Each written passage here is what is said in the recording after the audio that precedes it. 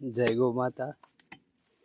Potash આંકડો અને ગૌમૂત્ર 200 litre 20-25 kilo આંકડો પોટાશ બનાવવાનું કામ ચાલુ।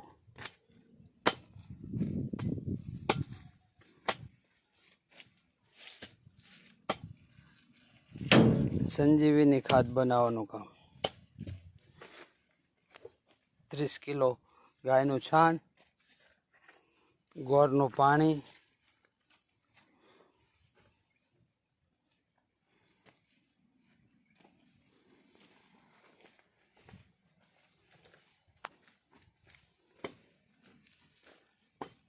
મગફળી અને કપાસ।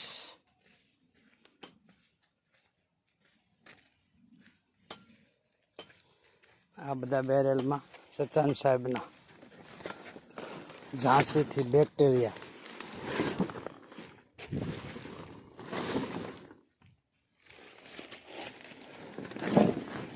ચાર બેરેલ 800 લીટર બેક્ટેરિયા।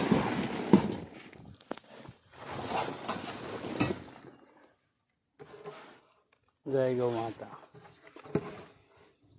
પલાળેલો ગોળ,